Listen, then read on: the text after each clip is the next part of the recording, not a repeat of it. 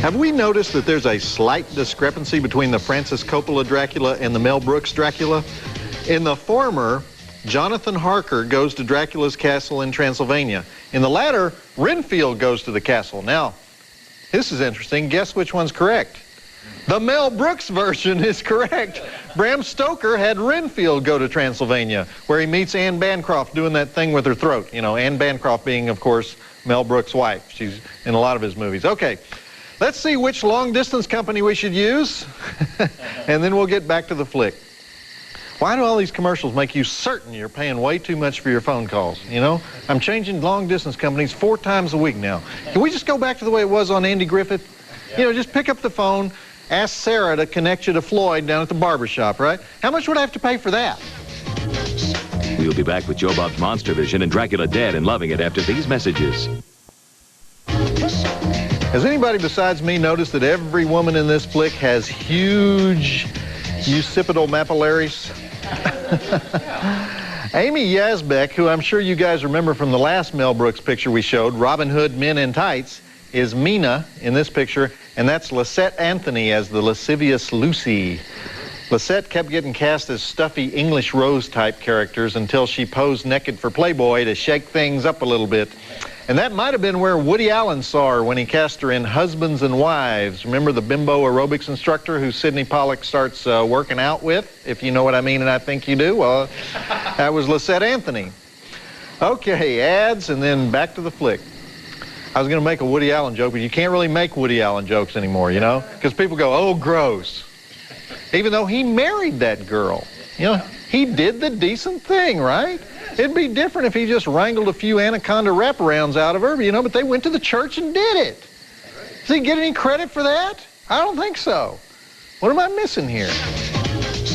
We'll be back with Joe Bob's Monster Vision and Dracula Dead and Loving It after these messages. Mel Brooks himself as Van Helsing. Never let it be said that Mel won't get dirty when he has to. Really, though, not much different than Anthony Hopkins' version of Van Helsing, don't you think? You guys know that Mel Brooks' company produced The Fly, only the greatest David Cronenberg flick ever made. Also, The Elephant Man, 84 Charing Cross Road, My Favorite Year, and Francis, the one with Jessica Lange. Not really as good as the one with the talking mule, but anyhow, Mel Brooks never puts his full name in the credits of his more serious flicks because he doesn't want people to go in with Mel Brooks on the brain and think it's going to be a comedy. But on the other hand, he doesn't really get recognized as the classy filmmaker that he sometimes is, so that's kind of a shame. Of course, sometimes he's just a guy who likes to write enema jokes, too. How many enema jokes have we had so far? All right, back in a bit. I make that reference, but you guys probably don't even remember the Francis movies, do you? Yeah. The precursor to Mr. Ed? Sure. That's where they invented that technique to make large livestock appear to be talking. And most people say it involves peanut butter that they would put in there. But the guy who trained Francis the Talking Mule would never give away his secret because he thought it would provide job security if he kept it to himself. Which it did, because they hired the same guy to train Mr. Ed. Yeah. Same guy. So, see, that's something you could submit to find that flick on our website at tnt.turner.com/Joe Bob. You know?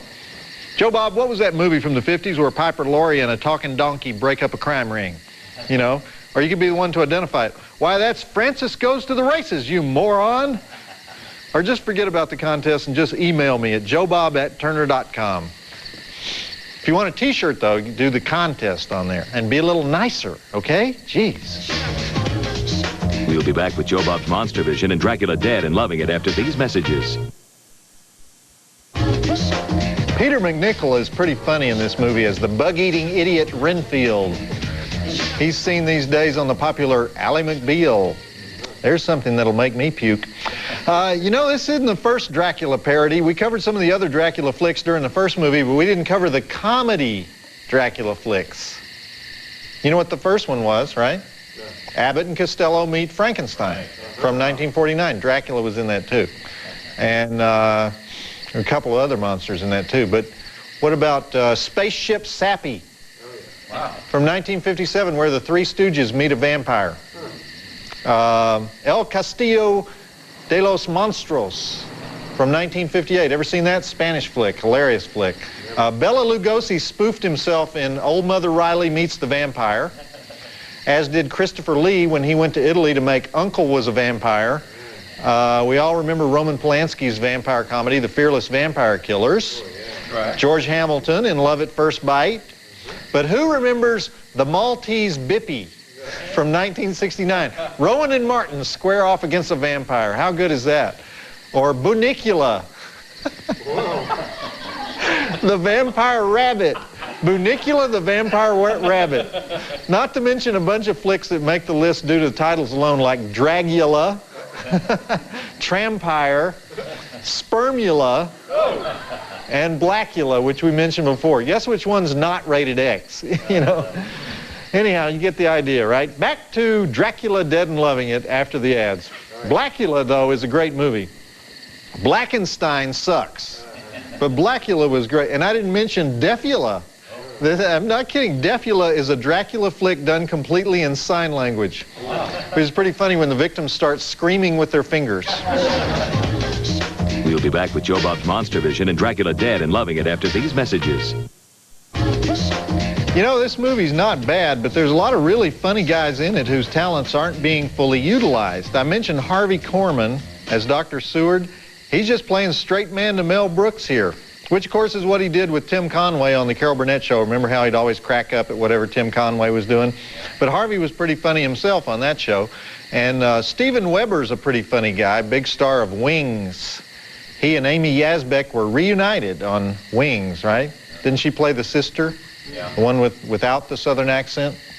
Yeah. Actually, there are some funny scenes coming up here, so let's do the ads and get back to Dracula, Dead and Loving It, or as it's translated into French, Dracula, Dead and Pleased. If it had Jerry Lewis in it, then they'd call it Dracula, Dead and Loving It. Oh, I was looking at this. Does Count Chocula count as a Dracula parody? Because I was wrong. They gave this to me. There have been about 50 Dracula parodies. Count Chocula, though, is on here. That's borderline, I think. Breakfast cereal as satire. I don't think so. That's very Andy Warhol, though. Andy Warhol! Andy Warhol produced a Dracula film. What was the title of that thing? Oh, yeah, Andy Warhol's Dracula, 1974.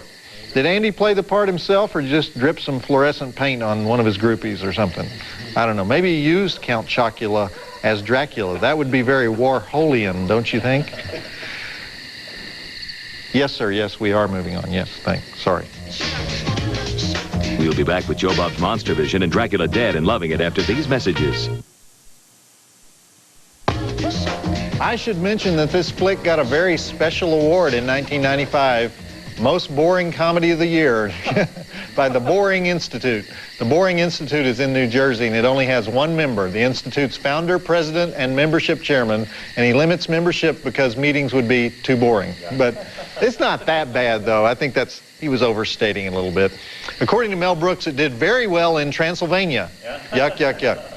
Okay, that part with the Dracula Tango was just way too short, but hang out through this last set of commercials because then there's 25 minutes of uninterrupted hilarity, I promise. Every scene where Leslie Nielsen tries to hypnotize somebody cracks me up when he keeps saying, "You are getting sleepy," and Renfield keeps falling asleep before he can tell him what to do. And when he tells the usherette, "You will remember nothing," and then she can't remember what he tells her to do. And when he orders Mina and the maid around the bedroom and they're on like the same channel, it cracks me up. But nothing cracks me up like that old faithful geyser of blood that spews up out of Lucy's body. That is funny. That's more gore than TNT has allowed on this network in 3 years. And it took Mel Brooks to get it past the high sheriff. So congratulations, Mel. We'll be back with Joe Bob's Monster Vision and Dracula Dead and Loving It after these messages.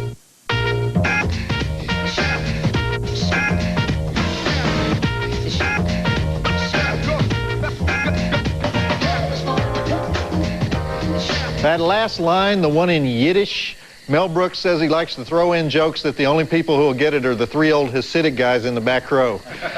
Okay, I want to let you know that next week on Joe Bob's Hollywood Saturday Night, we have 2 movies featuring men in uniform, Priests and Flyboys. I'm talking about The Exorcist and Top Gun. That's it for me, Joe Bob Briggs, reminding you to always borrow money from pessimists. They don't expect it back.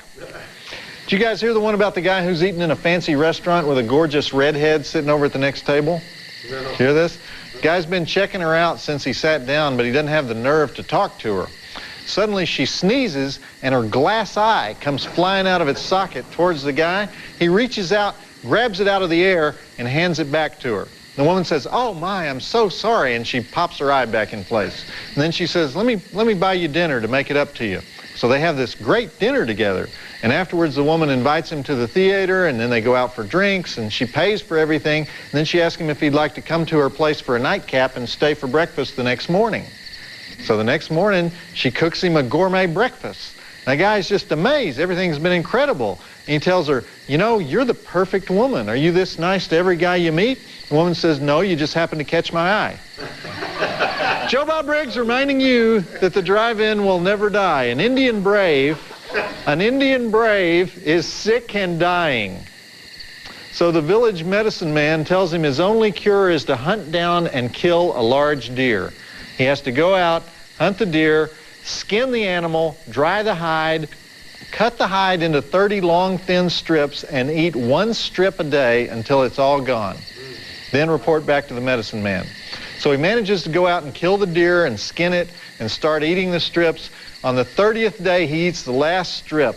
And even though he's almost dead, he crawls to the teepee of the medicine man. And the medicine man says, "You look terrible. What happened?" And the Indian says, "The thong has ended, but the malady lingers on."